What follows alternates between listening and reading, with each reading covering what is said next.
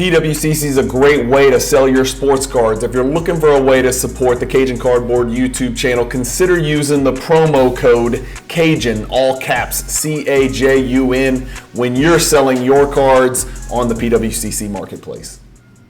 Hey guys, Brian with Cajun Cardboard coming at you from the great state of Louisiana, and another episode of Michael Jordan Best of the Best. This is a project that I put together where I decided to discuss with you guys my three favorite, purely based on aesthetics, Michael Jordan, and meaning and sentimental value, my personal three favorite cards for Michael Jordan in every single year, starting way back in the mid 80s, and we're going to work our way all the way through the 90s. And today we are on the year 1988, which was, again, slim pickings. We're past the star era. We're past the 86 Fleer era. So let's see what we have in store for you today. I'll get you cranking. I've got screen share. We've got two honorable mentions first in no particular order. And then we'll go through my top three in reverse order leading up to my absolute favorite. And so the first card is a card that we saw. Well, it's not the same card, but it's the same product, same brand. It's the Entman's number 23. And this is the ball in hoop version. So this is honorable mention number one, 1988 Entman's ball and hoop blank back, and you can see Jordan right there in front of your face. Great action pose. They call it ball and hoop because the ball's in the hoop. Remember last year's Entman's 87, it was ball at feet. I don't own this version, the 1988. This is one of the cards I don't own. The other four cards we're about to talk about I do own in some grade or another, but this 88 Entman's is cool. It's oversized. It's in the PSA slab. It looks a little bit askew on this one, if you don't mind me saying so, but you can see Fatty Barkley in the background, the round mound of rebound. Sir Charles is getting dunked on and can do nothing but watch.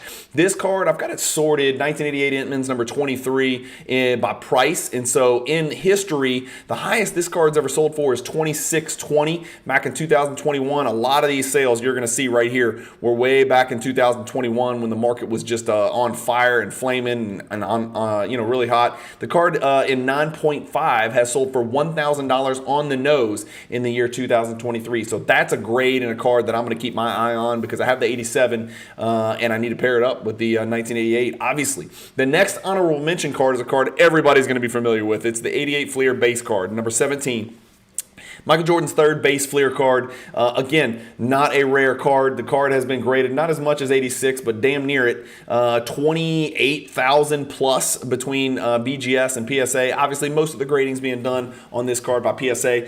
The gem rate for both is paltry, 2.6 and 1.87 respectively. You're talking about a PSA 10 with a pop of 64. It's about a $3,500 card. I've got the last year of this card pulled up. What I like about the card is the fact that it's got Kevin Willis on it, who's got, no, I'm just kidding. It's a good picture of Jordan. You know, there are better Jordan cards out there. It's not the greatest. I do like the design of this card in particular. I ripped a box of this on my channel in the past, and obviously I got destroyed and murdered, and everything was off center. But good card. I mean, surprisingly, for a card as high pop as this is, the PSA 10 is actually relatively flat over the last year. In fact, the last one actually jumped back up to from 3,200 to 3,400. So some signs of life here over the last year. If we look at the last 6 months, I bet it's a green. Yeah, it is. It's a little bit green there over the last 6 months. Interesting. So maybe the card has found the bottom. I don't know. It's a card everybody should have in their collection in one grade or another. If you're collecting Jordan, you got to have the 88 Fleer base card.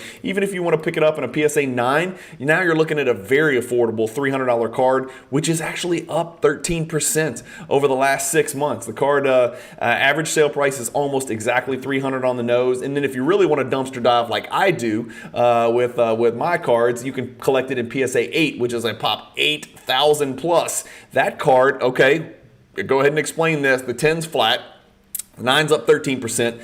The PSA 8 is actually up 28% over the last 6 months. So things are defying logic recently in the hobby. There's our two honorable mentions right there. The 88 Fleer base, number 17, and then the Entman's ball in hoop card, number 23. All right, let's start with the top three. My number 3 card on the list is none other than the 88 Fleer sticker, number 7. I like the sticker a little bit better than the base. There's another one coming up, no spoiler alerts, but this is a really good looking, clean PSA 10 of the sticker, which I, from experience, can tell you is not easy to find. And then the pop reports will confirm with a 0.12% gem rate, you are not pulling very many of these stickers. Over 12,000 graded, there are 12 PSA 10s. So you've got about a 1 out of 1,000 chance of grading a PSA 10. Good luck to you folks. The card is awesome. In the 8, it's very affordable, just like we saw with the base, but in the PSA 10, the card is a $20,000 card. It has sold much higher throughout history, but over the last year, the card is relatively flat, 21.5 in September of 2022. It did jump about 4 months later to 28, and now it's back to about 20,000. I wonder where the next one would end. It's a great question. Card Ladder marks it at about a $20,000 card, and I don't think I'd disagree with them, but that sticker's cool. Anything that mixes vibrant red with light blue, I'm a sucker for that, and I'm not sure why. I just think that the blue pops on a light blue. It's the same reason that I really like the Soaring Stars card. I'm trying to think of some other Jordan cards that are out there that have that like super bright light blue like you see on this card combined with the vibrant red. I just think that's a really cool color clash, and I like it. I don't know. Some people may not.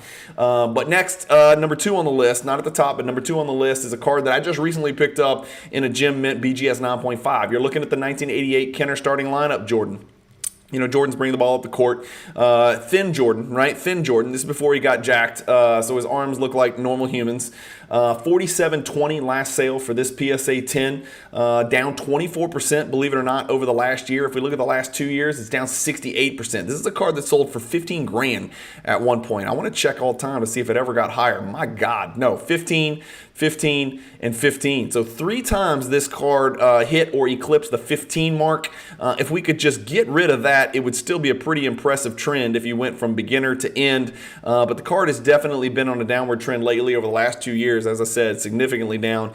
Even over the last year, the card's down, but the last sale bumped from 3,000 up to 47.20. That's a humongous jump of 1,700 for a $3,000 card. So 47.20 is where the last one sold about 2 months ago, something like that. That Kenner starting lineup, which I've started to try to collect all the starting lineups in PSA 8, and then I'm going to collect all the starting lineups in Gem Mint condition at some point. They're not cheap cards, as you can see from your screen. What I did want to show you is I went ahead and picked up the 9.5. The PSA 10 is a pop 42. The 9.5 is a pop 52, so similar, albeit a much different gem rate. It's 12.7% gem rate, so a little bit different. But the BGS 9.5 is a fraction. It's 1.6. It's about a third, so it's about a 3-to-1 ratio, PSA 10 to BGS 9.5, and I picked up the 9.5 because I thought 16.20 is exactly what I paid. So that last sold price that you see on July 2nd, that was me 5 days ago from the time I'm filming this video. So that was my card, and I'll show you in just a second because I always like to show you guys the cards I have and the cards I don't have in my PWCC vault, so you guys know where I'm coming from, you know, for whatever it's worth. And then next this is my favorite card because I think this image may be the only Jumpman image that would outdo the image on the 86 Fleer base number 57. I think this is a great image. This is the one where Jordan added a little bit of something to the free throw line dunk in the dunk contest, and he split the legs and he cocked the ball back. And if you rewatch that dunk contest, which I just happened to do last week, I know that sounds stalky, but NBA TV had all the dunk contests on year after year going, and my whole family was in there, and they're like, is he going to do the free throw line again? I was like, yeah, but watch it this time. He adds a little something to it, and this is that dunk right there, and just a great action pose. Pop 373, so a little higher pop than obviously than the sticker or whatever, but also a tiny gem rate, 14,000, 2,731. The gem rate's a little over 2% for both of them. So in PSA 10, it's a humongous card, $4,351. I don't have it in PSA 10. I need it. Again, at $4,000, there's a lot of inserts and parallels that I'd like to pick up before it. This is a condition sensitivity driven price. In fact, 4 of the cards that we looked at are condition sensitivity driven prices, not rare cards at all. And so, you know, I'm always teetering back and forth between grade snobbery and then buying the card and off the grade, but this card's gonna be picked up. I'm gonna have it in my collection in a PSA 10 at some point. I don't know where we belong on this card. This card, however, is up 74% over the last 6 months, so that is a big number to be up Up 10% over the last year. Over the last 2 years, I'm going to guess it's down. Nope, it's exactly even. So this card's held its head, the 120. Most people must agree with me that the picture's fantastic. That's the number one card on my list. Let me know where I went wrong. Like I said, 1988 was very slim pickings for basketball cards. I guess everybody was collecting Greg Jeffries and Johnny Ray cards in the baseball world. But 1988 for basketball was not a strong year. There are very few options. That's why I had to pull 3 cards just from the Fleer set.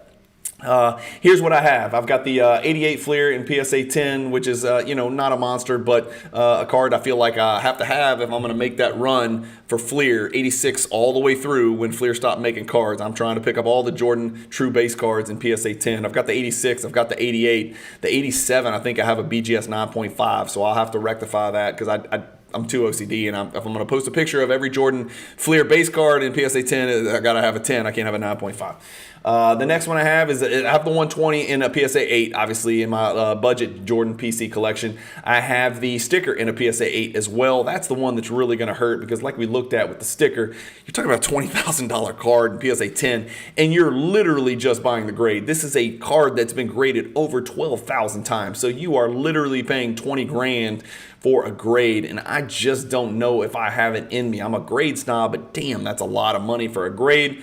And then a card that I was real happy to pick up a few weeks ago, or a few days ago actually, the Kinder starting lineup in 9.5. Another grade condition sensitive card, but 4 grand's a lot different than 20 grand.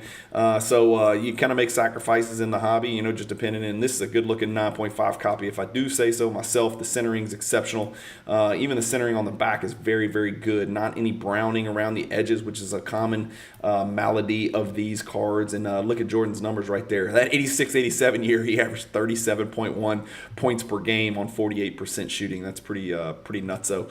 And the next year was even more accurate. Anyway, thank you guys for watching as always. This is the best of the best, where I just kind of share with you my personal favorites for whatever reason, not necessarily the most valuable in order, obviously, as you can see from this, but the cards that I like the most from each year of Michael Jordan's card collecting career. We began back in the mid-'80s and we're working our way through. This was 1988, so stay tuned. Every Friday at 5 p.m. you'll get another episode. Next week, you're going to get, obviously, 1989, where things actually start to heat up. So it's going to get a little sexier, a little more exciting each year. I appreciate you the time that you guys give me. You could watch anything you want on YouTube, and you choose to watch me. If you're looking for a way to support the Cajun Cardboard YouTube channel, just click in my YouTube description and read. I'll let you take it from there. I don't want to waste any more time. Thank you guys for watching. Keep collecting. Stay positive in the hobby, and peace.